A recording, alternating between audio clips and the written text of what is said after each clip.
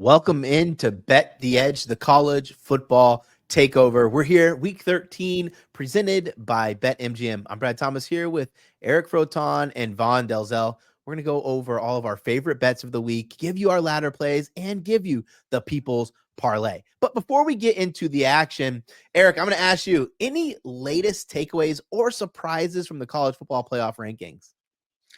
Yeah, in terms of the rankings, I think it's kind of on the betting side that I'm looking at. And what I'm curious about is what happens in the G5, because as we know, Ashton Genty and the Boise State Broncos are obviously in pole position to take that 12th spot that generally goes to the G5. And heck, they might even be able to get a bye with the way the Big 12 is so topsy-turvy. But I was really interested to see, who is the other team that could possibly be that G5 representative. And I like Tulane.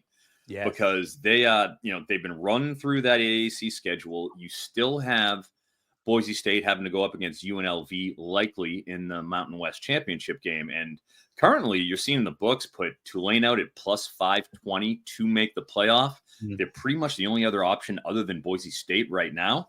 I think that could be a nice investment. Yeah, I like that investment. I like that. That team is legit. As you guys know, I was on Tulane last week. They're second in college football against the spread, 9-2, margin of victory 23.5, which is pretty massive. Vaughn, what was your biggest takeaway from the college football rankings? Oh man, I was in the conversation with a lot of people feeling some type of way when I saw the lines for Ohio State, Indiana, and Indiana being 5, thinking about what our 2 versus 5 matchup's going to be like with the spread that large, and if Indiana is very deserving. But that's a conversation we'll be having in a little bit, of course, but I'm with you. I've been looking at who can kind of get into this field at plus money, because Colorado is very tempting. I think Clemson over SMU. I'd probably be leaning that way, even though Clemson barely survived Pitt last week. Another thing we'll be talking about here. But I did want to ask you guys, because there have been some sports books that have dropped the lines for what the first round matchups would look like. And I think some of them would be shocking to you, to be honest, because if you think Tulane should be getting, listen to this. They would be a 21-point underdog to Ohio State, who would be the 5 seed right now. Georgia would be a 1-point favorite over Penn State. Ole Miss, 3.5-point favorite over Indiana. And then we have Alabama, a 1-point favorite over Notre Dame. So, Brad, I'll ask you first. Any of those stand out to you? And any of those lines incorrect or games that you would absolutely love to be betting on? Listen, so those lines are different than the other lines that were put out before. I can't remember which book put out which first, right? Like initially, I think it was FanDuel who put out both the SEC juggernauts, Alabama and Georgia, as pick'ems, and Ole Miss at -1.5. I said that was incorrect. People would probably take out their 401k to lay it on those teams. Yeah. I had Alabama closer to a 3. Georgia, I had Georgia at 2.5. So I'd probably still bet both those lines. The line I wouldn't bet would be Ole Miss. Laying more than a field goal on the road with Ole Miss. We've seen how they've been on the road outside of the Georgia game. Seems a little treacherous. And it's a good offensive line for Indiana. So anything could happen in that game. My biggest takeaway, and it's probably going to be a rolling theme for the rest of the season moving on into next year, is regardless of what the committee did, someone was going to be upset, right? Like, they put Indiana with a really weak strength of schedule up above a couple 2-loss teams that have really tough strength schedules, and people are mad, right? If they would have done the opposite, people would have been upset. BYU, I know I got into a little tiff on the X about BYU, and how are BYU fans upset? They've looked poor in 3 straight games, had post-game win expectancies of less than 30 in those games, and they drop 8 spots, and BYU fans are saying just because they beat SMU, they're deserving. So I don't think we're going to be able to make people happy. But what I do love about this expanded playoffs, we get the opportunity for compelling matchups, and it gives us legitimate conversations, not just who's the best 4 teams, but which of these 12 teams, 14 teams, 16 teams has a legitimate shot to challenge for a national championship. That's what I love about this. It's, passion from college football is unmatched by any sport. And this just makes that passion seem much greater. Eric, out of the 12-team field, how many teams do you think have a real shot to win the national championship? Gosh, I could go out and say, 4 or 5 of them, but I think it's more. I think it's more. I think you probably look at 8 or 9 of these teams, at least a solid 8, that you could say, all right, I can see a path for this team, if things break right, if they hit their stride at the right time. So I'll go with 8. I think that's reasonable. I think you get those Indianas, the Boise State, BYU, those teams. Like I'm willing to say those teams are not winning the national championship. Yeah, but everyone else in this field, primarily the SEC, the Big Ten, and Notre Dame, like these teams have a real chance. I think this opens up the door to more chaos than ever, and I think this is the best thing that could happen for college football playoff. But there will be, Brad, like you said, 1 or 2 teams that are absolutely PO'd to be left out of this thing. Someone's got to be unhappy, or else it wouldn't be the college football unhappy, playoff. or it wouldn't be college football. Right? Let's talk about the Heisman real quick. Travis Hunter, he's running away with the award, minus 400 favorite. Next up is plus 400 is Ashton Jeanty, then Cam Ward, Jalen Milroe, Curtis Rourke, Dylan Gabriel. I have money on Hunter and Jeanty, so I'm not upset. I was there in person watching the game, and I will tell you this. And this is as someone who has a ticket on Travis Hunter, so I'm not biased to my Jeanty massive ticket. I did not think Travis Hunter was deserving of the Heisman boost or his drop in odds after watching that game last week. He got burned for a touchdown pretty bad. It's the first one of the season. Yes. No, I'm not saying he's not deserving of winning it. I'm saying from his odds to go from minus 200 to 400 after last game. Sure. Right? He scored a garbage time touchdown. The interception was a deflection that landed in his lap. He had a great game. It was fun to watch. But when I watched him, I wasn't like, yep, that wrapped it up for me. That's it. At minus 400, it almost feels like, it's kind of wrapped up. What do you guys think? That was was where I my lie. Yeah.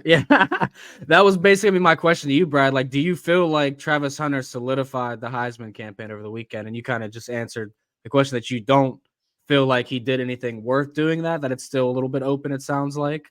Am I wrong? Well, the Heisman is such a media award. I think that he wrapped it up from the media attention. Ashton Jeanty is going to play against 2 really bad rush defenses and has opportunity to run for over 200 yards if he's getting 30 plus carries. That might do something, but it's just the hype around it. And we're going to talk about the Colorado game, but Travis Hunter's receiving yards is near 100 yards. He's playing against a team that allows a lot of explosive catches. I think he has a monster game, which kind of cements it. It'll take a lot for Ashton Jeanty to win, even though I think he is really deserving to be. I think this should be like minus 150 plus 110, not minus 400 plus 400. It's a good point to be making. I mean, I did want to point out that I do feel like it's a little bit closer, and with the last 2 games for Jeanty, that he could definitely make a run at it. But I don't know. I mean, Travis Hunter also released, that Heisman hype video on his social media, and everybody was sharing it. So, like, a lot of people were going to go and bet that as well. I mean, even my brother called me and was like, is this hype around this Alshon Jeanty guy? And I said, hold on. It's Ashton Jeanty. Okay. Just so you know. Yeah, it's like, listen, Eric Froton taught me better than that. But, I agree. I think it's a closer race, but I still am on my Travis Hunter props this weekend, Brad. I still think he has a big game. What say you, Eric? You think it's a runaway or it's close?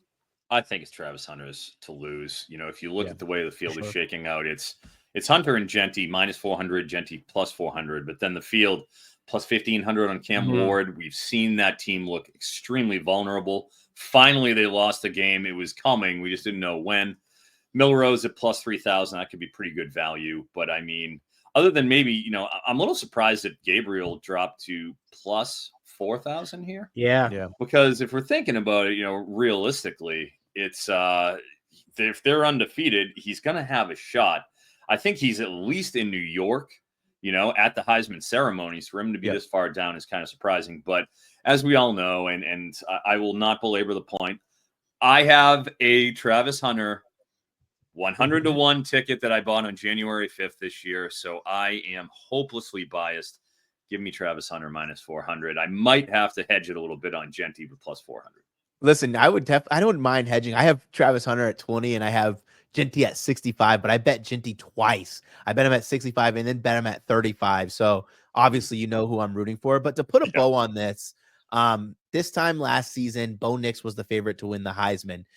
2 weeks before that, the actual Heisman winner was plus 800. So there's still a couple more weeks for anything. Literally anything could happen. But guys, we've talked about this enough. Let's get into the games.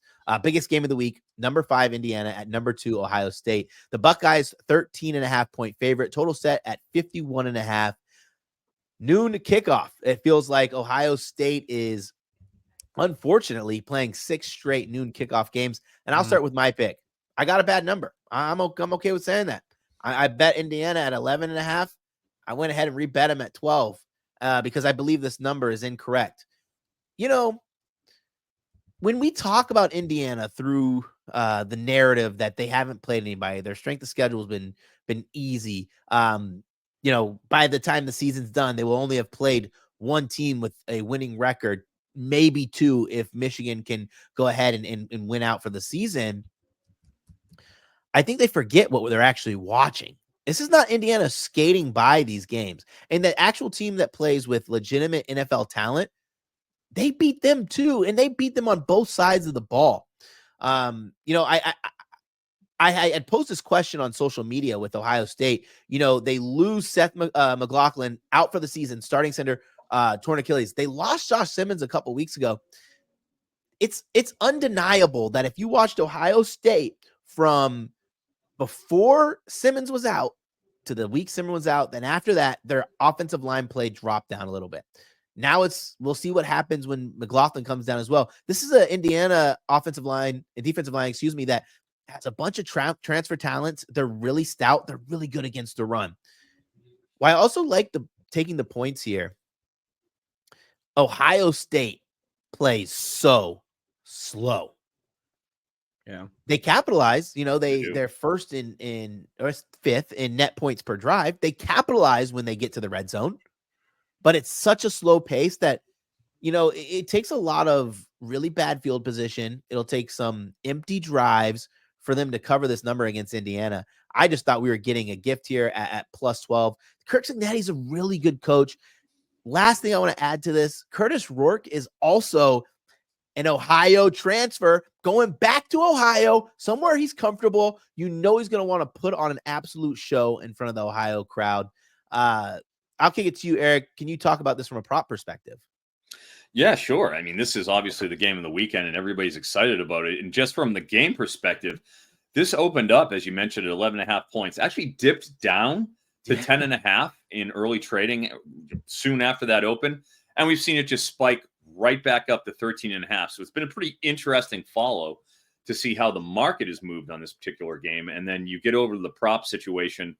And it's interesting because, hey, what do we get out of this Indiana team that you had mentioned earlier in the show, Brad? They haven't played anybody yet. Certainly not at the level of this Ohio State Jim Knowles defense that ranks top 10 on each side of the ball in EPA per play, points per scoring opportunity, success rate. I mean, this is a fully formed Ohio State team, and now Indiana has to deal with them. I have a lean on Carnell Tate, wide receiver, Ohio State. He's listed at 3.5 receptions. On the open, I actually got this at plus 144 for him to go over that. That's something he's done 3 of the past 4 games. He's been on the field every single snap, just like Igbuka, just like Jeremiah Smith. It's those 3 receivers, and in a pivotal game here against Indiana that they have to win, they're going to have those guys out there the whole game.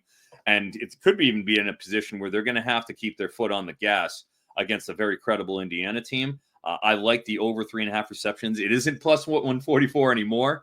It's, kind of corrected back to a more reasonable minus 114.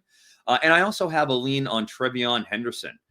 He's listed at 54.5 rushing yards. He has only not cleared 54 rushing yards 2 times out of 10 all season long. And one of those is against Penn State, and it was exactly 54 yards that he hit. Obviously, they get the hook here, but Indiana's, front is not Penn State's defensive front. I do think that you'll see offensive coordinator Chip Kelly emphasizing the run game, controlling the ball, and Trevion Henderson getting himself another 10-plus carries, which will amount to an over. Yeah, the key to the game for Ohio State covering is actually controlling the clock here, and that's running the football, extending drives, beating up out physically, just beating down on Indiana, in my opinion. And I think the talent gap will be shown at some points in this game. I think even though Ohio State being down 2 offensive linemen, they're still going to be able to run the football pretty well. But I question both quarterbacks and how explosive the teams are going to be in this game, guys. Ohio State was a team early in the year. They were putting up 35, 42 points every single game, it seemed like. Lately, it hasn't quite been that because of the offensive line issues.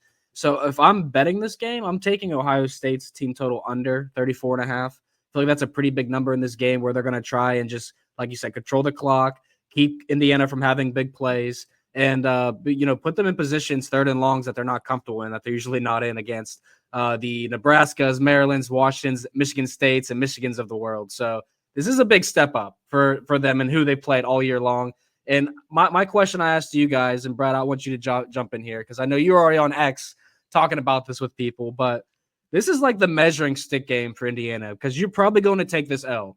And there's going to be teams with 2 losses that are arguably better than you.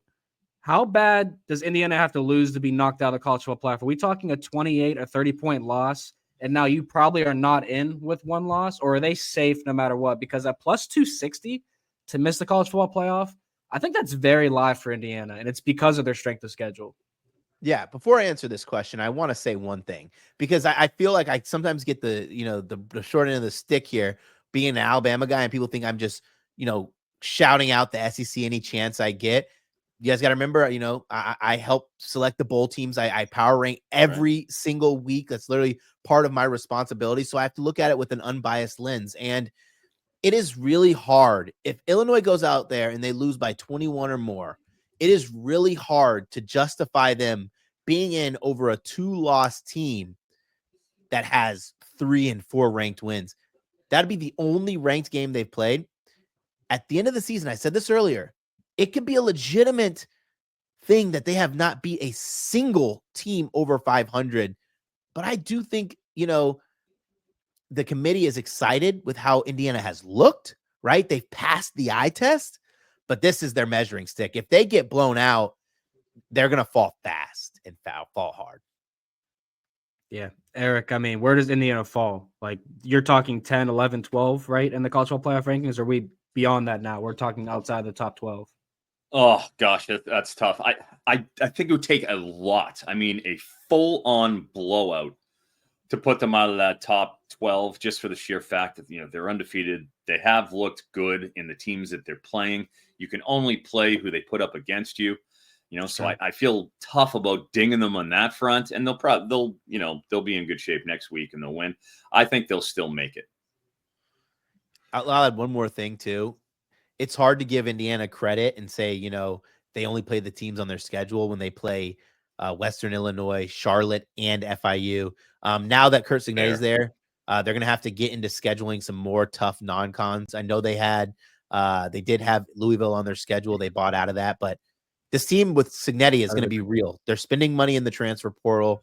He's going to start recruiting at a higher level once teams see that they're actually winning in Indiana. It's going to be fun. Yeah. I'll say this. Sorry, one last thing. You're good. You're totally cool. We should somewhat apologize because all season long we've talked to Indiana in such a great light, and then for this episode, we're now talking to them in a more negative light and how bad it can be. So, we are sorry. We don't think Indiana is a terrible program or not good or anything like that, because Indiana has still been one of the best stories in all college football, no matter what happens on Saturday against Ohio State.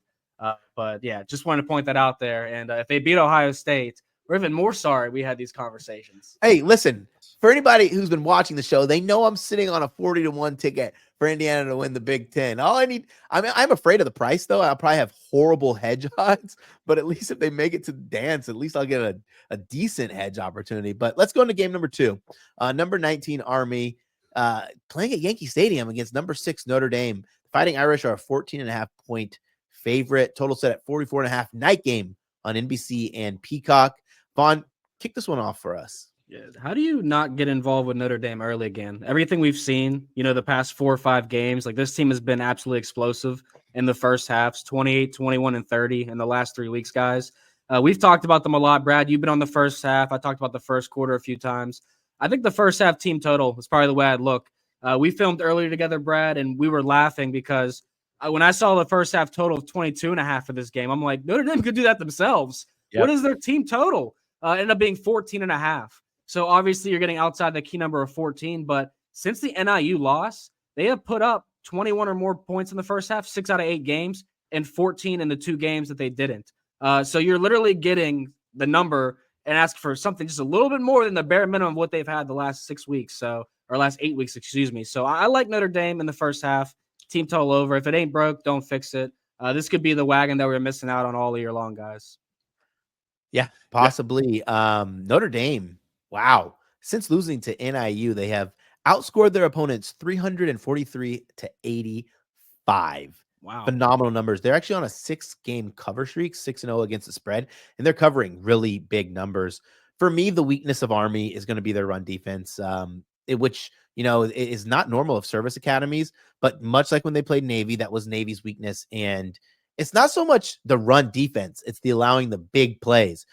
We know Navy doesn't have this prolific rushing attack. Yeah, sure. Jeremiah Love, Riley Leonard, 2 good players in the running game, but I mean, they're just not the team that's going to consistently pound the rock, but they do like getting really big chunks. And that's where I worry about Army. They allow a lot of explosive runs. And, how will their offensive line shape up against one of the biggest and best defensive lines in the country? I like Notre Dame to cover the 14. I got it at 14. 14 and a half is fine. I think they win this by maybe 16, 17. But once you start getting up to the original spread of 16 and a half, I'd probably stay away there. Eric, what do you got for this game? Yeah, keep in mind with Notre Dame, only 2 teams have managed to stay within 14 points of the Irish. One of them was Texas A&M, obviously back on week 1, a very credible team. And then the other was Louisville in week 5. Otherwise, there's been nothing but unfettered domination over the past 5 games for the Irish, as you sort of alluded to, Brad. And then on the other side with Army, sure, they've been very successful this year. One of the teams that have been a Cinderella type story, but they have played exactly one team with a winning record all season long. That team was ECU.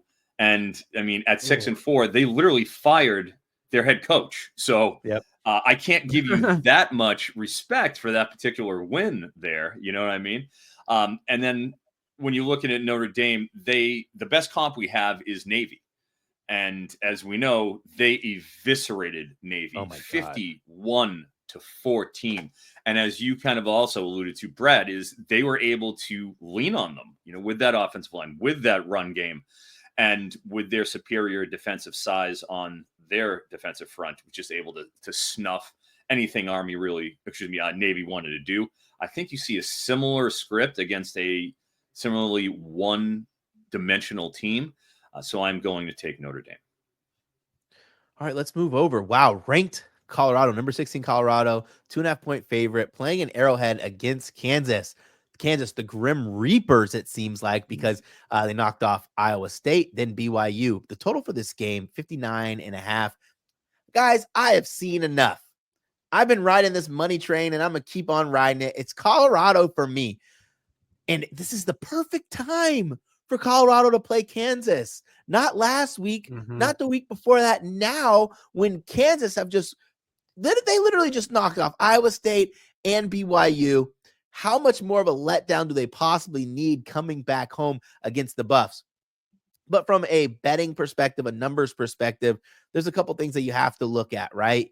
The explosive plays through the air that this Colorado team has is really going to be their bread and butter against Kansas, who allows a ton of explosive plays through the air.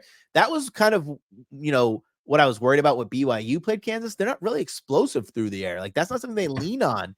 And that's how you beat Kansas. Well, now you have one of the most talented, one of the most NFL ready wide receiver rooms in college football. You got Webster, you got Horn, you got Travis Hunter, and now Will Shepherd. Not saying now as a bad thing, but he had a slow start to the season coming in from Vandy. But you bring Will Shepherd in now, he's catching big bombs down the field over people. It just makes life easier for Shedeur Sanders. And when I was at the game and I was in the press conference, Coach Prime said something that it really resonated, and I kind of felt it. He said, what's cool about this team is we're not playing our best football and we're winning games. And I literally said before we went into that room, I go, it's crazy that Colorado won that game and they won by such margin because they weren't playing good. Shedeur Sanders missed a couple of passes, missed a couple of guys who were wide open. He threw an interception on his first pass of the game. They were getting killed in the seam routes by the tight end. They couldn't stop that, but they still found a way. They convert a lot of third and longs. I don't love that, right? Like, I don't want my team to be behind the sticks so often, but this team is resilient. They're 8-2 against the spread too, guys. Like, that's a big number. They finally have a running game with Isaiah Augusta. This is a team they could beat, and I think this is a game they're going to win. I took the money line price at -128. Eric, do you have a player prop for this game? Yeah, well, and we've been talking about him all season, Shedeur Sanders, but it's probably not what you think. In terms of what I'm going with. Colorado, as we know, is one of the sincerely most pass-heavy teams in the nation. 133rd in passing down run rate, 129th in standard down run rate. So that means that they're top 5 in the nation in both situations, be it a standard down or a passing down, and that's what they do. It's simply what their identity is. With Shedeur, he has thrown interceptions in 5 interceptions in the last 6 games. And now they're playing against Kansas, who has a penchant for playing close games. Sure, they've lost a bunch, but they're all close. I have a feeling that they will be putting the ball in the air, Colorado, close to 40 times. And with Kansas having a 4% interception rate defensively, that ranks 16th in the nation. The little Mamba, Kobe Bryant, they're one of the better ball hawking teams in the Big 12. I think with the amount of times we're going to see Shedeur putting the ball in the air and the competency we've seen from Kansas' secondary and picking the ball off, I like Shedeur Sanders over 1 interception, 0.5 interceptions, and it's only -108. Oh, good price. Juice to the over. You're basically getting that at even money.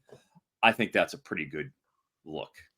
Yeah, I like that. That's creative. I mean, it's shocking alone that the sports books allowed Colorado to be this successful against the spread this season when they know they're going to be one of the most bet teams.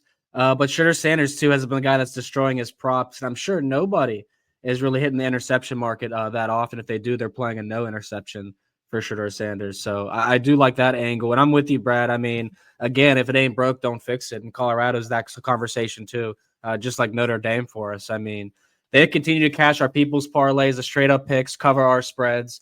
I mean, we get the touchdowns. It's not the 2+ touchdowns from the guys we want, but we get the touchdowns too. So this team has been good to us all year. And when you said earlier that Deion says they're playing games, they're winning games without playing their best football, that makes me smile because when I was watching that game, wondering how much of a good time you might be having there, I was thinking Colorado hasn't really peaked yet this season. No. Like, this isn't their peaking point. Texas Tech didn't really look like their peaking point. So how good can this team be? And we might find out next week or the following week. So I am really excited to watch Colorado this game and the next game and see where their season ends. The most growth that's going to come from this Colorado team is going to be with Shedeur Sanders. Just putting my little scout cap on for a second. There were multiple times where Shedeur Sanders didn't recognize the coverage correctly, or he was unwilling to trust his NFL wide receiver in Travis Hunter. No safety over the top. That's when you check Travis Hunter. There were times when he wouldn't, and Travis Hunter would be visibly upset, or some single highs where, you kind of just move away from the bulk of that defensive coverage, and he didn't. And then a couple forced throws.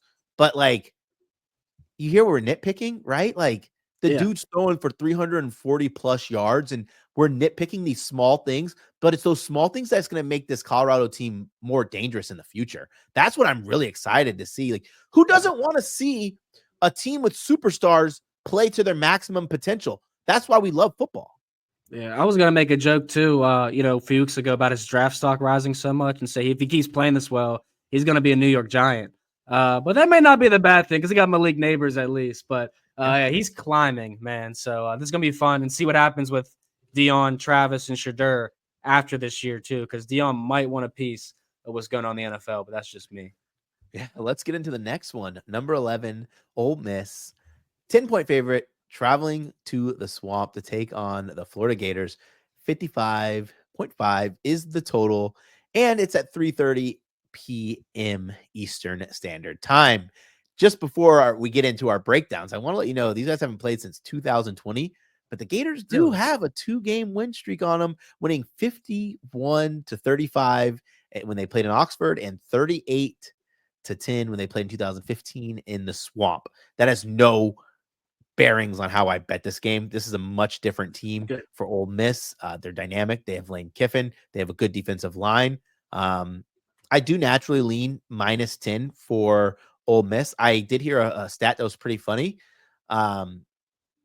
The quarterback, when I'm drawing a blank on his name, DJ Lagway, 3-0 in games that he's played the full game for the Gators. That's a pretty cool stat. Ole Miss 5-1 against the spread in their last 4 road games. But I think the bet that I want to take, and make sure you shop this line because it is different on every book, is Mr. Jackson Dart over 285.5 passing yards. And it is literally, you could find it on one book at that number, 300 on another. I was going to play 300 because I took Nussmeier 300 plus. He couldn't get there. 260 passing yards on 40 attempts. Call it what you want. This Gators secondary is still not good. They allowed 300 plus to Quinn Ewers, 300 plus to Carson Beck. I think this is another situation where Jackson Dart's going to be throwing the ball an absolute ton, right? Like if you eliminate the Georgia game where he only threw the ball 22 times for 199 yards, this man's just been an over machine at that number of 285. He had 515 against Arkansas. He had another 300 plus against Oklahoma. Close to 300 against LSU. And like, these are good defenses. Even hit the 285 number against South Carolina, who has one of the best pass defenses in the SEC. So I like that. And I know Eric likes a correlated pick. So why don't you tell us what you like about Caden Lee? Yeah, sure. And I do like the Jackson Dart over. And a lot of it has to do with the opponent. And let's remember with Florida, as you kind of alluded to, their secondary is absolutely terrible. For perspective, Florida's defense has allowed 20 plus yards on 24% of receptions this season. That is the worst in the entire Power Four. Brutal. That's third worst in the country, worse than the Power Four. Only Ball State is really appreciably worse. And that's an issue because, as we discussed, Caden Lee, Ole Miss, extremely explosive offense. And for his part, Caden Lee, he's averaging 13.4 yards per target. That is second best among all SEC receivers. Keep in mind, this is only his second year in college. On top of that, we talked about Florida's defense and how they are allowing explosive plays. Caden Lee himself leads the Power Four in percentage of catches that went for 20 plus yards. This is an explosive offense. One of the more explosive receivers, despite the fact that he's young and still developing in the country. The only thing that gives me a little bit of pause is Trey Harris will be back this game. But I think with Florida's profile and their penchant for giving up just titanic nuclear plays, I think 44.5 yards is a great over for Caden Lee. And I will be talking about him again later on in the show. A little foreshadow. Ooh, I think I know what that might be. Can I jump in real quick on that Caden Lee over? Of course. You talked about Trey Harris coming back too, but something still gives me a little like pause on Trey Harris because he's been ready to come back. What it seems like has been 4 games in a row, but something has gone wrong. I don't know, like at any moment, if something goes wrong for him, that just makes me be like, they're going to lean on Caden Lee a little bit more. He's the big play threat now. He's established himself. The best thing to happen for Caden Lee was Trey Harris going down because that, he stepped up being a young guy in that offense. He stepped up in a big way. I like this play. I didn't bet it myself, but I really do like it. I'm on Dart. Go ahead, Vaughn. Yeah, I'm on steer clear of Trey Harris too. Same situation. And right now, Brad and Eric, as you guys know, it's NBA season. So if anybody pops up on the injury report, stay clear. We're not betting that guy. But big trap spot for Ole Miss. Classic trap spot after beating Georgia. You go on the road to Florida. It's Florida's senior day. They just knocked off LSU, put them out of college football playoff contention. Florida's 5-5. They need this game to win a bowl eligibility this week or next week. So it's just a situation where both these teams have motivation. I think Florida has a little bit more out the gate, a little bit where they might look a little too confident or cocky at the beginning. So I like Florida in the first quarter. You're getting plus 3.5. You're getting outside that hook. Can't allow a touchdown unless you score. But I think that we can get there on the 3.5 in the first quarter. But as far as the full game, I'd be too scared to back Florida plus the 10. Ole Miss is clearly the better team, has the better quarterback, the better talent, better athletes. But yeah, this is a good spot for Florida, I think, to stay very competitive. And they've week by week got much better as a program. I think you guys would both agree with that. Yeah. I bet Florida under 6.5 wins. It's getting sweaty. And it was sweat free All right. up until this last couple. And I paid the juice on it. I have people on X retweeting me talking about which games I think Florida's going to lose every time they win a game. So, come on, Ole Miss. Come on, just go ahead and win this game. But before we get into the ladder section, I want to let you know Notre Dame continues to march towards the college football playoff. And this Saturday night, they take on Army at Yankee Stadium. NBC and Peacock will lead you up to kickoff starting at 7 p.m. Eastern. Mr. Froton, since you were already talking about Caden Lee and we're on the ladder play, tell us what you like about Caden Lee and how high you are going to climb that ladder.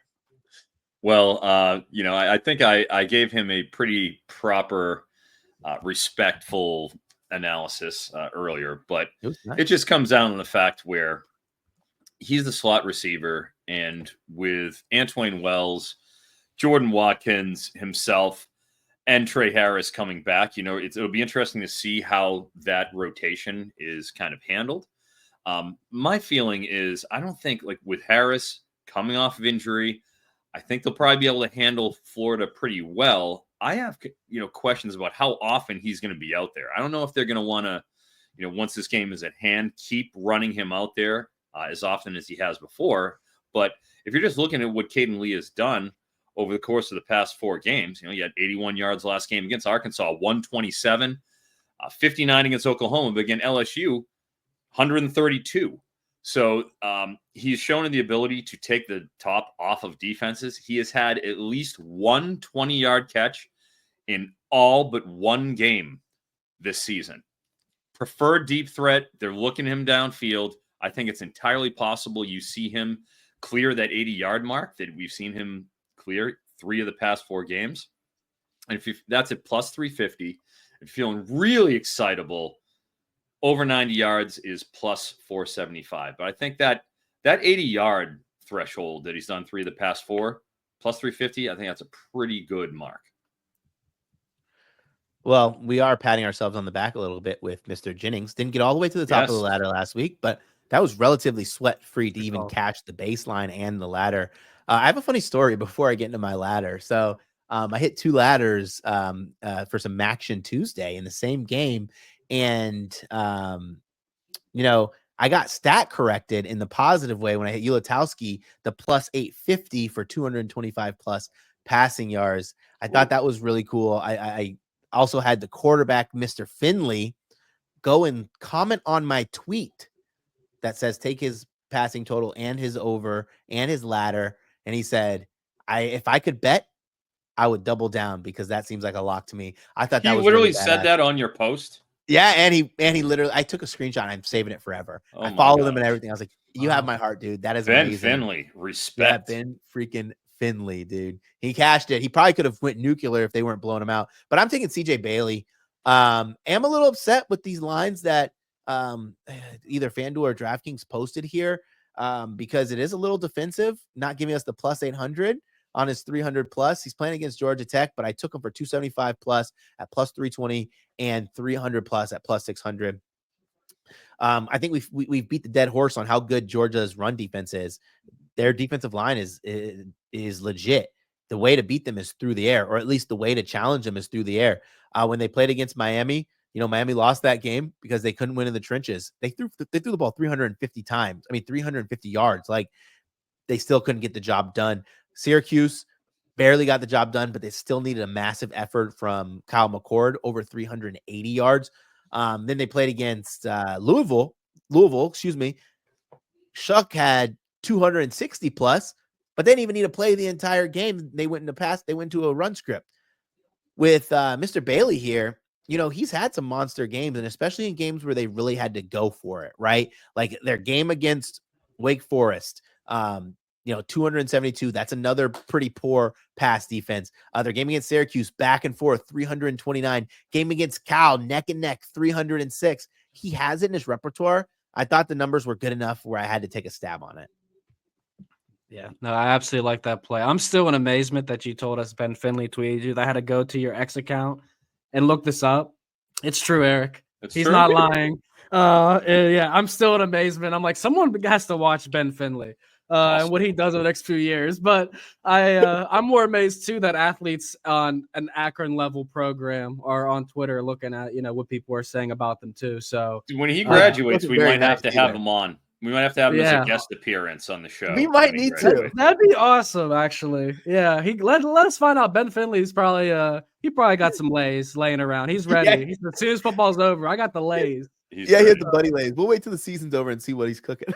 All right, yeah. But I got to give a shout out to one of our listeners because I like his ladder play. It actually came at a funny time earlier. I get my notifications. He tweeted the three of us, Marty Chamberlain, Parlay _ Marte 13 on X. But he likes Cam Ward to go for 400 plus passing yards. I do too against Wake Forest. And 5+ passing touchdowns was plus 520 also. Something he just did against Duke. Both of those things. But obviously Cam Ward's kind of falling out the Heisman conversation in his head and the believers' heads that he could probably get himself back in the convo if he has 2 nuclear games. Don't think that does get him in, but I think it's very possible here. As the last home game here for Miami. So I got to give a shout out to Marty. We don't have our Saturday shows where we can have the live chat popping off, but I did like his play. And as that was going on, Brad, my stepson was trying to climb his grandfather's ladder outside. I had to turn around and yell, "No, get down." So that's perfect. I was like, oh, this is the ladder sign. play.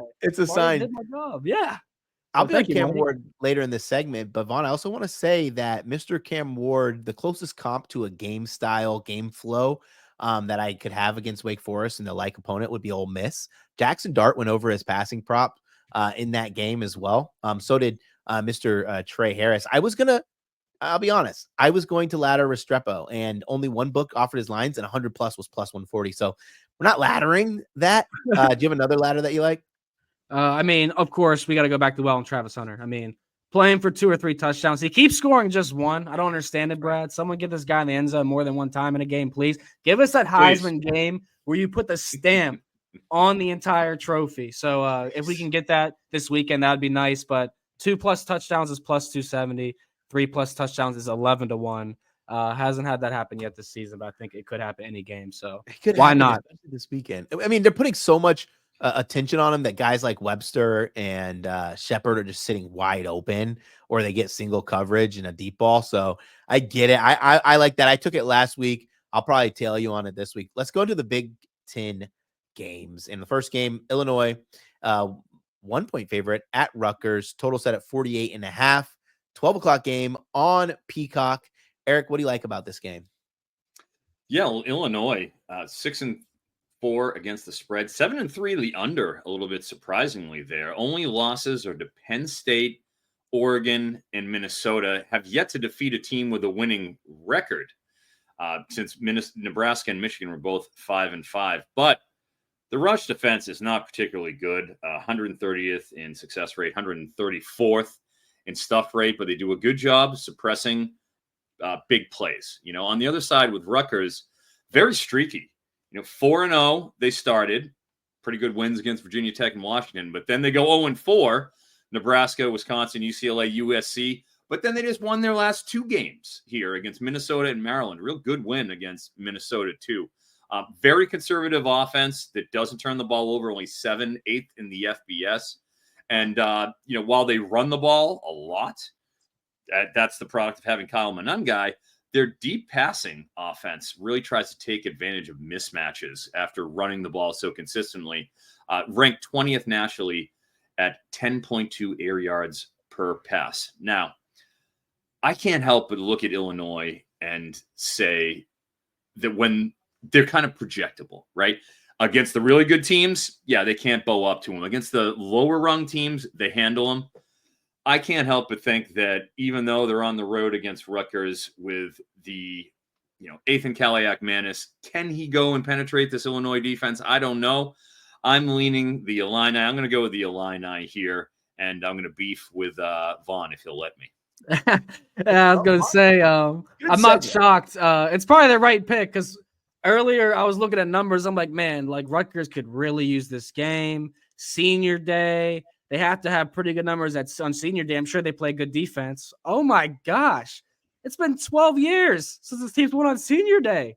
12 years. Whoa. So I couldn't believe that. It's even been so bad that Shiano's changing their senior day routine on how they go out and everything. So they're literally trying to do what they can to get a win on senior day. I like Rutgers in the first half. I'm not going full game. Rutgers has also lost 40 straight, 4-0 against ranked opponents. Illinois is 25. I feel like AP made them 25 just for this game to give Rutgers potentially that big win. But like I said, everything on senior day goes against Rutgers. So I'll play the first half plus the half a point, Eric. I'll give you a roast beef sandwich if you will. I'll just give you one out of the kindness of my heart. But you do owe me one. I haven't collected on it. So I'm still up one roast beef for the year. I just haven't collected on it. I've been waiting for my chance. Right. Yeah, well, you'll probably be getting two, my friend. Brad, what do you like? We'll see. Listen, this will be the second perfect spot for an under that I've taken this season, and I will be brutally honest. I lost the other one by halftime. I'm taking under 48.5 points here. A couple of good situations that we like. They like to run the ball with Monungai. We know that. But more so, it's about the small things that these two teams do well. When you look at net field position, both of these teams, and it starts with not turning the ball over, but both of these teams are ranked really highly in net field position. They always, when they're on defense, when they're on offense, they maximize the special teams efforts. They don't turn the ball over, which means they give their defense really bad field position. Number two, defensively, net points per drive. They don't allow a ton of points to the opposition per drive. And where that starts with is the quality of possession. They make sure their opponents are not just hitting those numbers, right? Like getting the 4 to 5 yards on first down. They don't allow that to happen. Then getting the 2 to 3 on second and then having third and short. That's just not something neither of these teams do. And it starts with coaching. Two well-coached teams who like to run the ball, who play at a slower pace. I think this is a good situation. It's funny. Rutgers 6-4 to the over so far this season. But we have to remember some of those numbers were like 41. This is pretty high. Illinois 3-7 to the over this season. I went with 48.5 in this game. It's a really good spot for it. We'll see if my total days are numbered or I cash this one and I get really excited. Yeah. But that said, let's move into the next Big Ten game. Number 4, Penn State, 11.5 point favorite, traveling to Minnesota to take on the Golden Gophers. Total set at 45.5. Eric, prop us up, baby. We know. Well, you and I, it looks like we're simpatico today, aren't we? With Penn State, 7-3 the under. They have ripped everybody except for USC and Ohio State. And they took that Ohio State loss out very personally on Washington and Purdue. Beat them by a combined score the last 2 weeks of 84-16. Not playing games. That being said, they're pretty slow in terms of both these teams, in terms of their pace. 95th in pace, Penn State. 126th in pace is Minnesota. And with what they want to do offensively in terms of Penn State, surprisingly, not surprisingly, slanted to the run, third fewest percent of passes, 20+ yards downfield of any team in the country. And the reason why is because Tyler Warren. Why would you have to throw the ball and put it in harm's way, potentially get it intercepted downfield when you have Tyler Warren who can run the Wildcat? You can manufacture, touch him on, sort of sprint draws and everything. You can do anything you want with him, and they get him the ball in so many creative different ways. God. What I like, and I know what you like, Tyler Warren is listed again at 5.5 receptions. I don't understand how he's down here. I understand that, obviously Minnesota is a credible, decent team, but that's even more reason for Penn State to feature who is obviously the number one player on their entire offense, and it's not even particularly close. Last game, caught 8 passes for $127, 8 passes against Washington the game before, only 4 against Ohio State, but then 7 and 17 the previous couple games before that. He is torching this 5.5 receptions line, and they're not even juicing it particularly heavy to the over, which is what you usually see. Give me the over Tyler Warren 5.5 receptions line all day. Tell me why you like it, Brett. Yeah, before we get into that, you know what got me on Tyler Warren? I wanted to see if they were going to do like what the NFL lines do and offer a Tyler Warren over 1.5 rush attempt. That's what initially got me to the page, because he's had a carry in every game but 2, and I was like, they got to offer something. And then I go, let's see what they did with his receptions in this game. Eric, I kid you not, I thought they were going to make it 7.5, 6.5 juiced. I was like, no way this is 5.5. To put this in perspective, there are guys like Jeremy Bernard who play in an offense where Jeremy Bernard is number 2 in targets, who's like 3.5, 4.5 juiced. Now we get Ty Warren at 5.5, who's getting 8, 9 targets, 11 targets. The offense. You know, another thing that I like about this prop too is when I went to go see, the tendencies of oppositions playing against Minnesota, I was maybe shocked, maybe not shocked, but I thought it was pretty compelling. Teams actually throw the ball more on Minnesota than they do run the ball. I genuinely thought the teams would just try to pound it down the throats, but that says something for PJ Fleck and how he sets up defensively, which means, we're obviously going to see the Katron Allen and Nick Singleton dose, but the reliable player and the guy you have been trusting this entire season has been Tyler Warren. Nothing's changing. It's going to be the Tyler Warren show. Yeah. Completely agreed. I mean, I was going to ask the producer, can you put the Batman symbol up in the air behind us or something? Cause it's Tyler Warren time. Like the guy, when it shows up, we know what's going down when he shows up. So yeah, I love that prop. I will back that with you guys once again. And I'll say the same thing I've been saying about Penn State up until last week. They were 5-1 to the second half unders until they put up 28 points on Purdue for no reason, just because they felt like it, honestly. And allowed Purdue to score 7 on their senior day. So you're welcome, Purdue, for that second half score. But I don't think Minnesota will put up many points. I don't think the quarterback will be able to put up many points. I think Darius Taylor is going to struggle. That Penn State front 7 is ridiculous. So it's another game where I lean Penn State to cover, but I think the best bet is live betting that second half under or fading Minnesota on their team total. I agree. I've got one more prop too. And as you mentioned with Penn State, only Ohio State and USC have crossed 13 points against Penn State this year. The other 8 teams all failed to score 2 touchdowns completely, which obviously is something you need to put as a data point. My other prop that I like, and we'll go over the Minnesota side here. We haven't talked about them much. They rank 81st in offense, S&P Plus, and desperately lack explosiveness. 131st in ISO PPP, 128th in yards per successful play. But they're a very efficient passing offense. And what's kind of surprising, given what we know about Minnesota and what our perception is, they throw the ball a lot. They're a very slow offense, as we mentioned, 126 in pace, but on standard downs, they rank 114th in run rate. On passing downs, they rank 100th nationally in run rate. This is a team with Max Brosmer that prefers to throw short, high percentage type throws. And Daniel Jackson, frankly, is on the receiving end of a lot of those. You could take a look at his over of receptions as well. But the one I'm looking at here, Darius Taylor, running back for Minnesota. I like his under rushing yardage. 52.5 yards is where he's at. As discussed, this team throws way more than I think anybody really realizes until you get down and you look at it. And then you look at with Taylor, where he's been used by this Minnesota team, it hasn't been in the run game. It's been in the pass game. He's getting drilled with targets. In fact, a lot of the time, he's frankly put up more receiving yards than rushing yards. Last game against Rutgers, only 10 carries, 28 yards. 2 games ago against Maryland, 15 for 81. But against UCLA, 16 for 30. Against Michigan, 13 for 36. And against Iowa, 10 for 34. Every time Minnesota plays an upper echelon defense or a credible defense, they're throwing the ball to him as opposed to handing it off.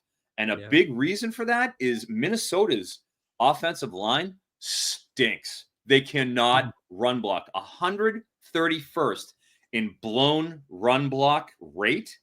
Wow. 14% of the rushes they have that they're blowing a block on. 121st in yards per successful rush against a stout Penn State defense, ranks third in overall defense S&P plus. I don't see him getting past 52.5 rushing yards today. Under on Darius Taylor.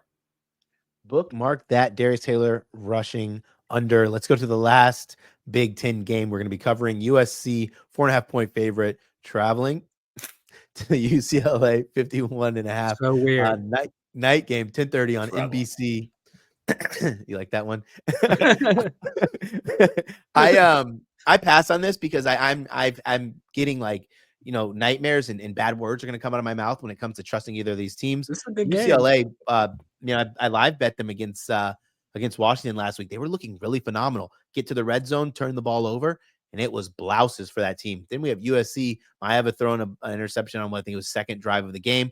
They struggled to stop a banged up, broken back Dylan Raiola. And, they covered, right? That's fair, but they didn't look good doing it.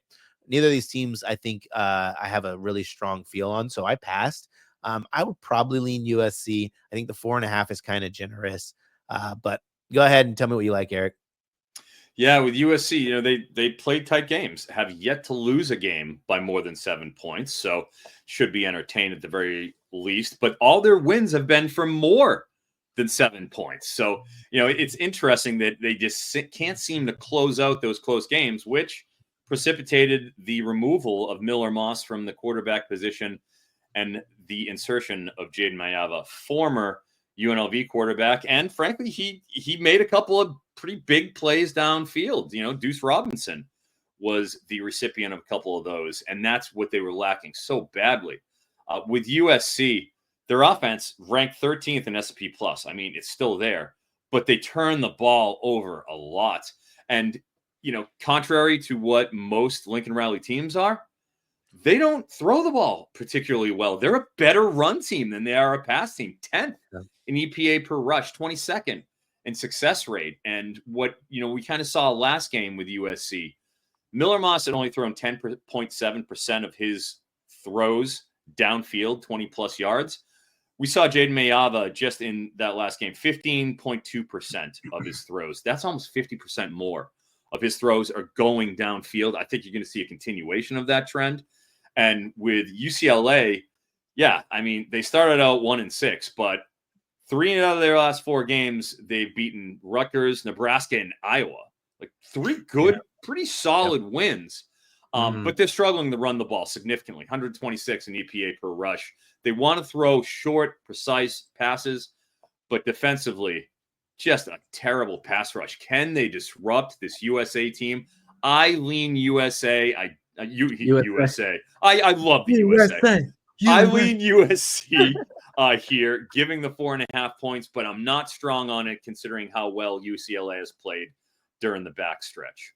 Yeah, I mean, this is definitely the best football we've seen from UCLA. Now you're messing me up. UCLA all year long. I think that the Bruins, a lot of people, including myself, laughed at them and made them sort of a laughing stock when it came to betting because they couldn't even sniff covering a spread the first month of the season. But this team's completely turned it around. I mean, they win this game and the next game, UCLA makes a bowl. Like, that alone is shocking. If I'm putting money on this game, it's UCLA plus the points. I mean, they are going to do all they can to stay in contention. Talking about the Big Ten for a split second, 14 or 15 teams could be bowl eligible with 6 wins these last 2 weeks of the season. Like, the Big Ten is obviously a big conference, but very hard conference to win 6 games in. And UCLA even getting close to this says something about them. While USC season's kind of dipped off and, it looks terrible, I still think they could salvage it with a bowl win. So this is going to be a great game. And we're lucky to have this on NBC. We're lucky this is a Big Ten game. Like, growing up as a kid would never imagine USC and UCLA being a Big Ten game. This is pretty cool. Well, I'm fired up, and I will actually be in attendance for it. Let's go! I'll be on the field. You'll see me. I'll be letting everybody know to be watching Bet the Edge. If possible, there from the field, just like Brad did last week. You should wear, Eric. I think You should wear a Dave Chappelle blouses outfit at that game. Blouses outfit. You want me to go full Prince right Blouses, here? baby. Come Well, on. you know I'm a think basketball player. You know that. So at least that's going for me. It's not Halloween, guys. Come on. I can't wear a blouse. He's gonna be decked down in the NBC sports gear. I think it's a look ahead spot too for USC because don't they play Notre Dame the following week? Yes. Yeah, which Yeah. I might be Even that better one, too. reason like Probably will. UCLA. Yeah. Those are Yeah. back-to-back NBC games too for Nice. USC. You know, there's an NBC game for UCLA. It's a night game, and I do hope everybody will be watching. Yeah. Well, before we get into the People's Parlay, this Sunday, two teams battle for playoff positioning when Jalen Hurts and the Eagles fly west for a clash with Matthew Stafford and the Rams. Coverage of the matchup begins at 7 p.m. Eastern, only on NBC and Peacock. As you all know by now, we've teamed up with BetMGM this season. We'll be using BetMGM lines to make all our picks, and we'll have special offers for our listeners each week. If you haven't signed up to BetMGM yet, use bonus code BETEDGE, and you'll get up to a $1,500 first bet offer on your first wager with BetMGM. Here's how it works.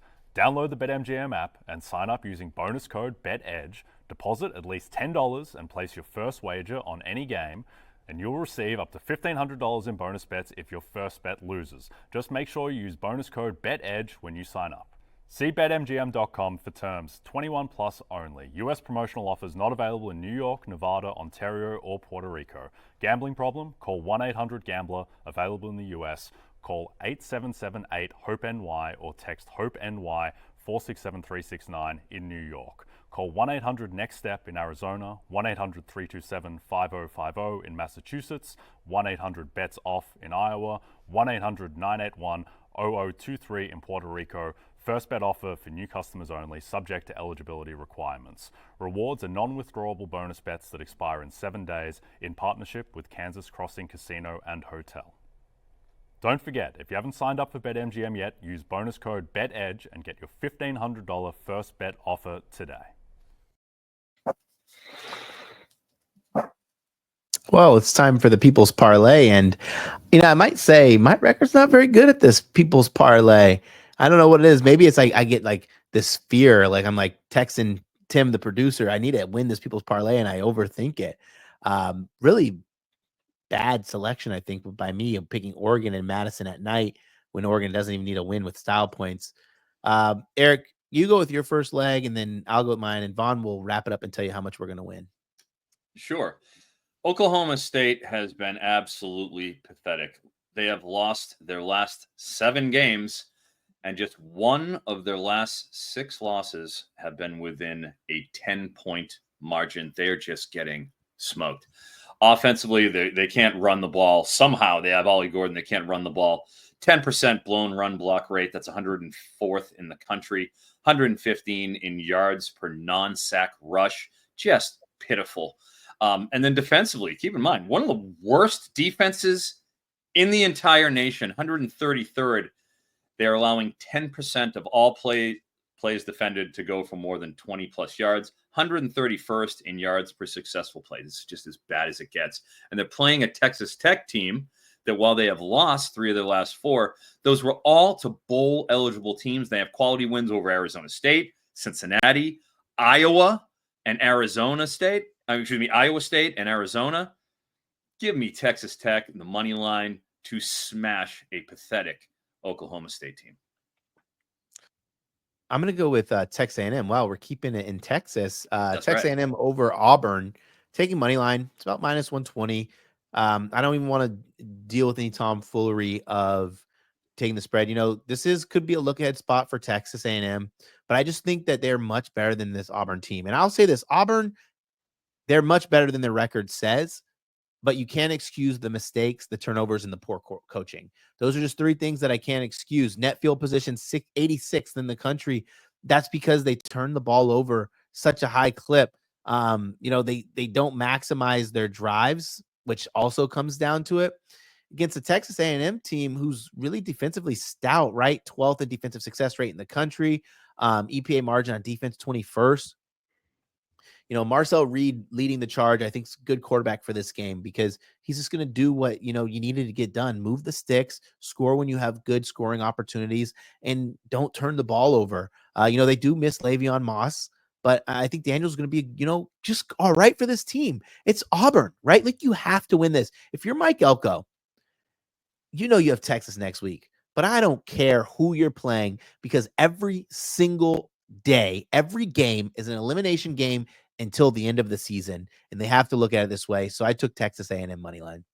Yeah, I like those plays. I'm actually Auburn was the team that started my run on the People's Parlay because we all love transparency on this show. And I started the People's Parlay this year, guys. 1-5-1. That's disgustingly bad. Whoa. We are 6-5-1 now. That's amazing. right. That's right. 6-5-1, 5 straight winners. And it started with fading Auburn. We're going to go back to the well on Colorado, like I said. This game being an Arrowhead, certainly very exciting for the Buffaloes to continue their rise for a conference championship here, getting the college football playoff, but also a great opportunity at Arrowhead for Travis Hunter to stamp that Heisman. So I think Colorado is the right side here. I'm going with another short favorite to close us out, but R3 picks, $10 pays out 47.62. We got 3 money lines. First time all season, we finally done it. So I think we've learned our lesson. Only time will tell. We got a -175, -130, and -135 in there. 2 Texas squads in Colorado. Not bad. Not bad.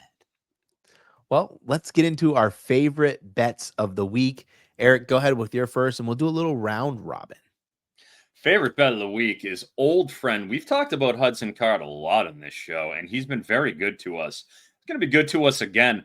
For some reason, our friends over there at ESPN Bet, and I use that term lightly, friends, they were kind enough to put out Hudson Card at 28.5 pass attempts. He's the only guy that we got out for a pass attempts line right now. And I don't know why they chose Hudson Card, because he has cleared 28.5 pass attempts exactly one time all season, and that was against Northwestern. Besides that, he hasn't cleared 25. So with that happening one time all season, and with Hudson Card being pushed not by just one quarterback, 2 other quarterbacks took snaps last game. You see, Grenier as well as Ryan Brown. He's on his way out. He's a senior. You have younger guys coming here who will actually be around next season. Give me the under on Hudson Card's 28.5 passing attempts and take that to the bank. All right, I'll go with my best bet here, and it's Cam Ward. This is the first week where I haven't been in love, but this is the line I love the most this week.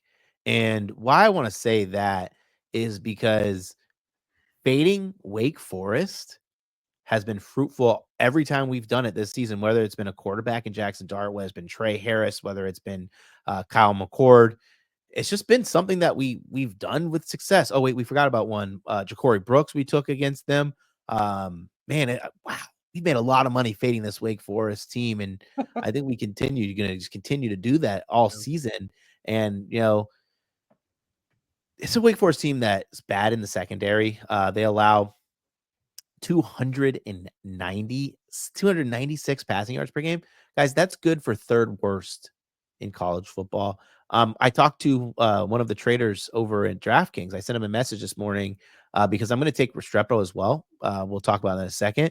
But I want to say, I said, I think that there's good value on taking both Restrepo and Cam Ward. What do you think about the game flow from betting a double player prop that are both positive in yards? And he said the biggest issue for Miami won't be the offensive side of the ball. It will be defensively, where the slow mesh will give them issues, causing this to be a back and forth game. Music to my ears. I think it goes over. Cam Ward, 326 plus passing yards. Vaughn, give me your best bet. Yeah, I like that play a lot. Trying to break my losing streak here in the best bet section, guys. I almost stole your play, Brad, because I saw that and I'm like, that sounds like a good one, man. Like, that sounds like something that course correct me right now. But done with the first quarters. We can't do -10 spreads because Clemson wants to blow their 4th quarter against Pitt. God. So now we're back to the well of what I said how many times on the show. Colorado money line, boys and girls. I mean, the Buffaloes are going to be my best bet on the money line. I'm going to go with a short favorite here. Neutral field game, not a road or senior day game for the Kansas Jayhawks. So certainly lines up well for Colorado with Kansas coming off that monumental beatdown or short win of BYU. Shouldn't call it a beatdown because it wasn't, but upsetting that team there. So great situation for Colorado, I think, guys. So let's hope I could finally break this losing streak. Come on, guys. Help me out. Yeah, Colorado's winning. I'm already on them. I put 1.35 units on there. Eric, okay. Fading Mr. Raiola. Tell us about it. Yeah, I'm going to go under on Dylan Raiola's passing yardage. I mean, this is pretty clear. I'm not sure why it's up at 211.5 after last week. He only threw for 191 on 38 pass attempts against USC. I mean, that isn't often you see him throw 38 times. And he's only cleared this mark once out of the last 5 games there at 211 yards. In fact, he hasn't even cleared 200 in 4 out of those last 5 games, and playing against a Wisconsin defense coached by none other than the great Luke Fickell. They have more of an imbalanced defense than USC. Really, really poor run defense, surprisingly. 99th in EPA per rush is Wisconsin, as opposed to on the other side, where they're 35th in passing success rate, 30th in EPA per dropback. Clearly an imbalanced defense. I expect Nebraska to attack them on the ground if at all possible, and I'm taking the under in 211 passing yards for Dylan Raiola. I'm taking a parlay. I was going to do a correlated parlay, but I couldn't. It's Alabama, Oklahoma, first leg, Alabama money line. It's tough to win in Norman, but 14-point favorite. It's okay. Juice reducer. You could take Jeremy Bernard by himself, 4+ catches. It's about -156. 35 receptions on the year, 50 targets, which is behind 55 of Ryan Williams when Ryan Williams had 20 in one game. So it just kind of tells you what's going to happen, but it's not necessarily about him edging the targets out. It's about the weather and how this game is going to play. 17-mile-per-hour wind, gusts in the 20s. They're not going to take as many deep shots. And I actually don't think Alabama is really going to try to take a million deep shots. I think this new offense that Sheridan's been running has been, let's move the chains, and then we get our explosive plays. Not let's force it and throw something that's not there. They're throwing a lot underneath, a lot of those intermediate routes. Bernard, Dupree, I almost took him. 18.5 was a nice number, but I thought he should have been closer to 12.5, so I didn't take it. But parlay pays out -110. It was good for me. Eric, give us another player prop. Yeah, Kentucky quarterback Brock Vandagriff has been just, I don't understand how he's still starting.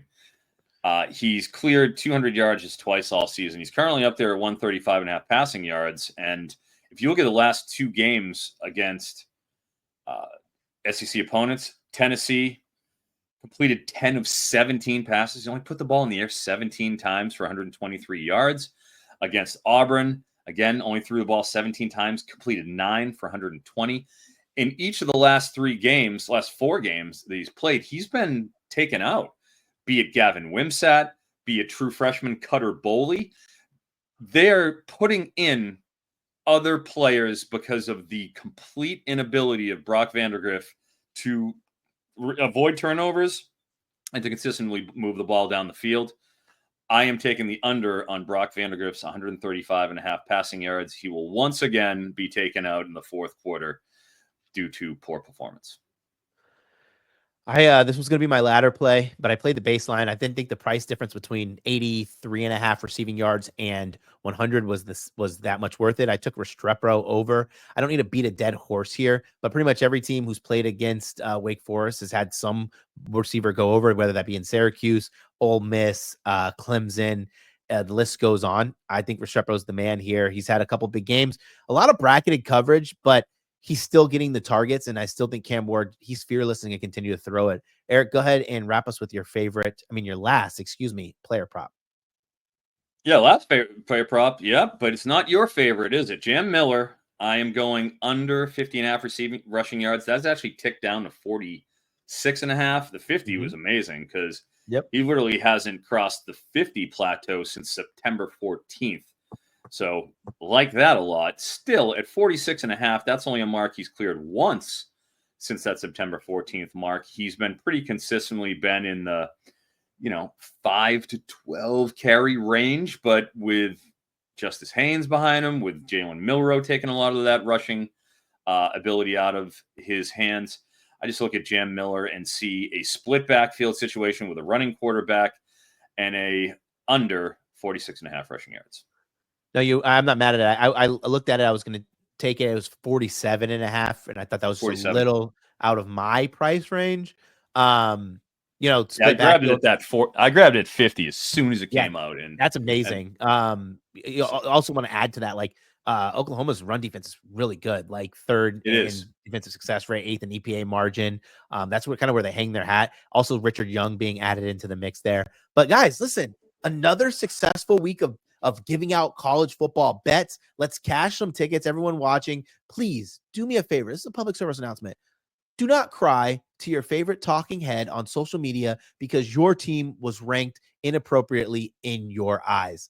That said, don't forget to check out NBCsports.com for more information to help you out with your wagers. Thanks to those of you watching us on NBC Sports YouTube channel. And if you're listening to us in podcast form, don't forget to subscribe and rate us. For Eric Froton and Vaughn Delzell, I'm Brad Thomas. Enjoy the games.